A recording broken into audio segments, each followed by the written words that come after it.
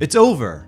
After a full month of matches, we finally have our Euro 2024 winner. There were some dreadful matches, there were some brilliant ones, and thankfully, a team that provided a lot of brilliant matches is the winner. What's up, guys? Welcome to the final Euro video. I will be taking a break after this. More info on this at the end. I won't bore you now. But in case you don't make it there, I thank all of you for spending this tournament with me. I hope these videos provided you value. Thank you so much for your attendance, I guess. This is a classroom now. But hey, we have a final to talk about. Now, Spain's lineup. It was the exact lineup that we expected to see, that all of us expected to see. Same as the semi-final, except bringing back the no longer suspended Carvajal and Lenormand in the back line. England. Remember how I was saying that Southgate would be monitoring Trippier on the left if he was to start, as he had been bringing Luke Shaw into the last couple of matches and he looked decent as he recovered from his injury? Well, Shaw got the start. His first start since February, actually 21 weeks since his last start. England won just 2 matches within the 90 minutes, their first one and their last one. Spain had outscored them 13-7, but England certainly put in their best performance in their previous match. Doesn't matter how you start the tournament, just how you end it, right? Now, how did England start this match in particular though? Really passively, unsurprisingly. Sitting deep, not pressing Spain too much as they worked the ball around the English defenders with 1 or 2 touches, looking as though they would try to counter when they could, but they were a bit nervy. Poor touches from England, passes to the opposition early, passes out of bounds. After 8 minutes, England had just 17% possession to Spain's 83.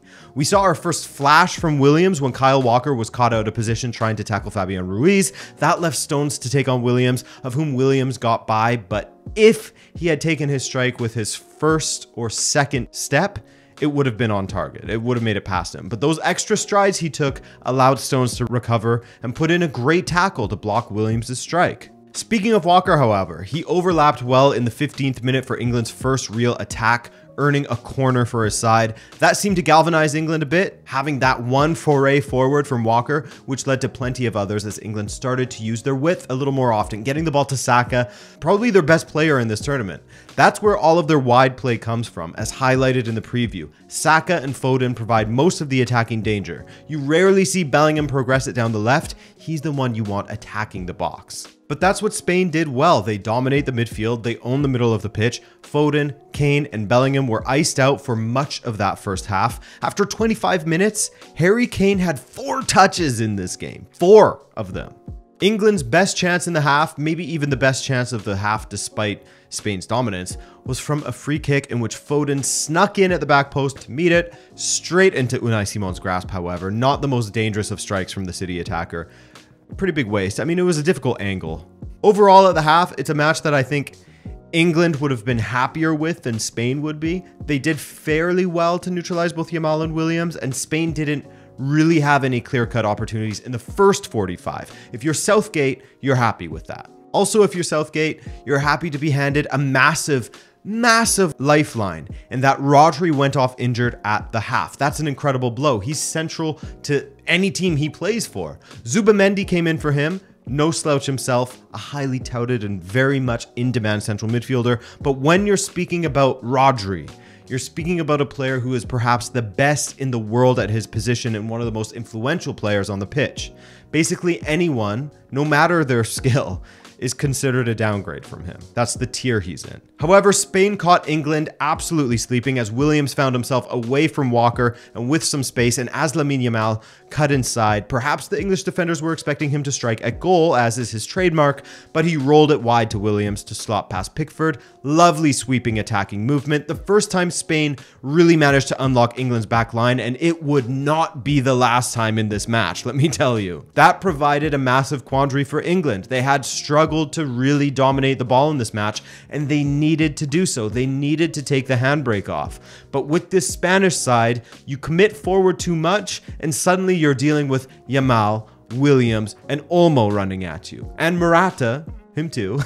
But most of the danger comes from the other players mentioned, as Morata looks to occupy defenders in the middle and create space for his teammates. That's a vital role that he does really well. Speaking of him though, he would get in behind and out-muscle Guehi for an opportunity that he rolled past Pickford, but it lacked power and Walker could clear it relatively easily. Spain were really controlling this match still and cutting England open more and more. This was way better from Spain in the second half. They looked like the team from the rest of the tournament. Now, what's interesting is that something we talked about on this channel, we, being myself and you guys in the comments, was whether Harry Kane is really even fit in this tournament. I think we got our answer in this game as he was hauled off in the 60th minute for the hero of the previous match, Ollie Watkins. Different profiles as well, but the way Kane is moving, man's moving like a statue out there. Watkins, still a great passer, but a little more robust of a striker, faster, plays off of the shoulder a bit more, can actually move compared to Kane. Speaking of fast, Lamine Yamal nearly made it 2-0 as he forced a strong save low to Pickford's right. If that's a little bit more in the corner, it was a little too central, it's in. That would be sort of a habit of Yamal in the second half. But England found themselves back in it when another one of Southgate's subs, Cole Palmer, saw his strike from the edge of the box take a nick off of Zubamendi's heel and low past Unai Simon, just enough to put it out of reach. Great run from Saka, but what made this goal was the touch from Bellingham back to Palmer as he was falling over. Brilliant touch from Bellingham, who was easily England's best player on the night.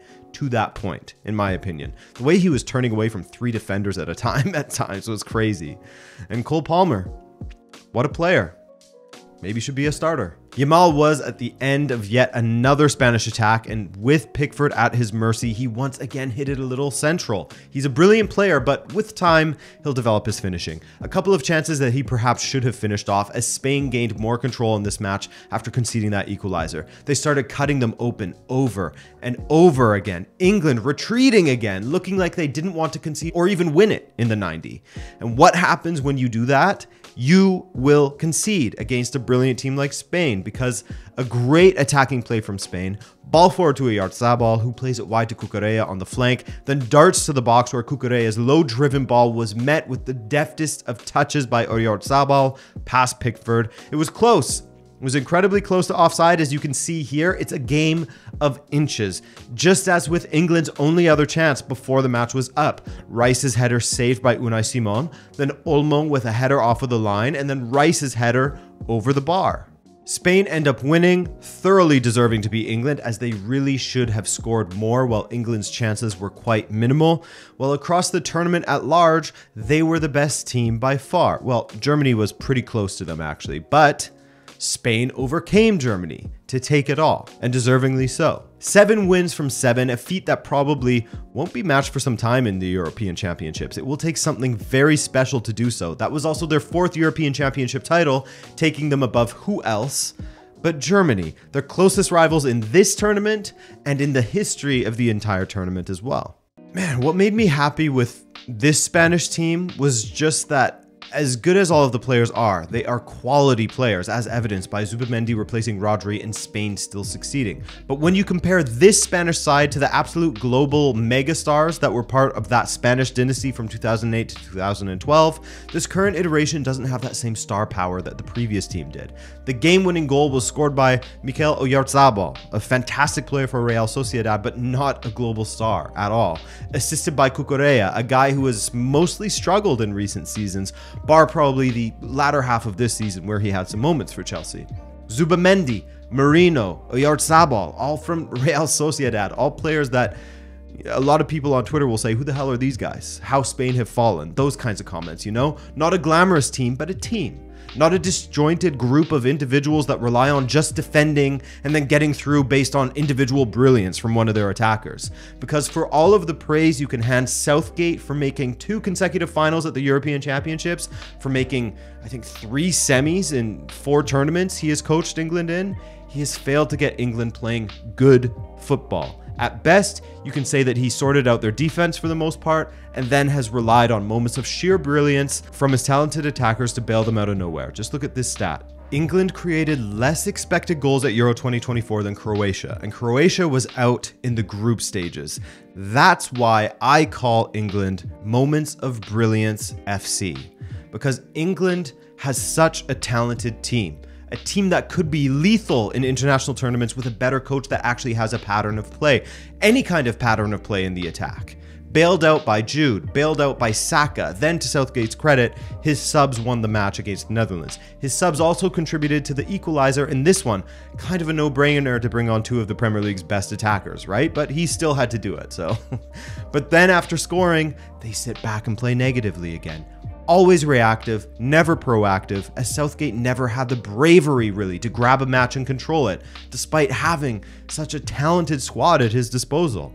I feel for guys like Saka, who played with bravery and really tried to put England on the front foot. I feel for Alexander-Arnold for different reasons. Foden, he did his best against the Netherlands as well, but often it was the subs like Tony, Palmer, and Watkins that made the difference. Why? Because England was constantly on the back foot, because England's manager didn't have either the bravery to play on the front foot or the know-how to set them up to do so.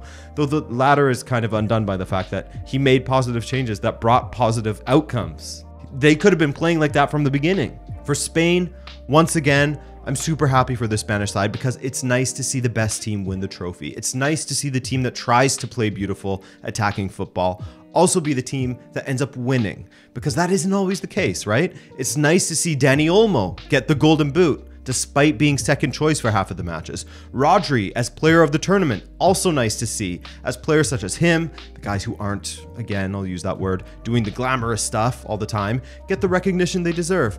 Mind you, it may not be glamorous stuff, but Rodri can make it look very beautiful, can't he? And also, man, happy for Alvaro Morata. We've all had our moments where Morata has frustrated us with his finishing, how we've laughed at it, but now he does the unglamorous things in the attack, the things I mentioned before, like occupying the defender centrally, drawing them out of position so that Williams and Yamal and Olmo can shine. I was really happy to see him lift that trophy, a man who gets a ton of stick, but a player I'd love to have in my team, assuming I have wide men and others on the pitch that can finish better than he can. Lamine Yamal wins Young Player of the Tournament, thoroughly deserved, as he turned 17 a day before the final. A truly deserving of the Young Player title. It's not always that. They always kind of stretch that sometimes, don't they? And with some cleaner finishing, I mean, he may have scored in this final, which would have just taken things over the top. He likely would have snatched that Player of the Tournament award from his teammate Rodri. And of course, Luis de la Fuente deserves a lot of credit for the Spanish side. This isn't tiki-taka. He set up the team to its strengths, strong midfield and wings, and they can run through everyone. De la Fuente wasn't exactly a glamorous successor to Luis Enrique either, was he? De la Fuente was very much a company man for Spanish football. You know, he started with the U19s, I believe, and the U21s, and then U23s, and then the senior side in 2022, and originally his contract was just until the end of Euro 2024. It was very much a trial, but he was extended in February of 2024. So once again, it's good to see the best team win, and with different heroes now and then. Marino against Germany, Oyarzabal against England. Big performances from Fabian Ruiz, a guy who's had difficulties finding himself at club football. Cucurella playing some of the best football he's played in the last few years. And then the stars on top of that. So guys, congratulations to Spain, and third time's the charm for England maybe. You just need a manager that will set you up for more than just hanging around in matches and actually being brave, taking your game to the other team. For a team that's called the Three Lions, they don't really play like them, do they? Well, I guess that's it then, isn't it? I gotta say it again. Thank you to everyone for watching the series, for tuning in, for commenting, for disagreeing, for subscribing if you're new. I always look forward to these international tournaments because I love getting engrossed in it and giving you guys as much coverage as one man can pull off without burning out. So thank you for watching. With that in mind, summer's here. The new season begins in August. Well, Champions League qualification has already begun, but I need a little break before we jump into the new season so I don't burn out. Don't expect anything else from me this week, maybe not next week either, as I want to see friends, get some projects done around the house, maybe play some golf, just chill out, I don't know. But again, thank you guys so much for everything. It's really appreciated, and I will see you in the not so distant future. For the last time in this tournament, I'm Adrian. Thank you for watching. Take care.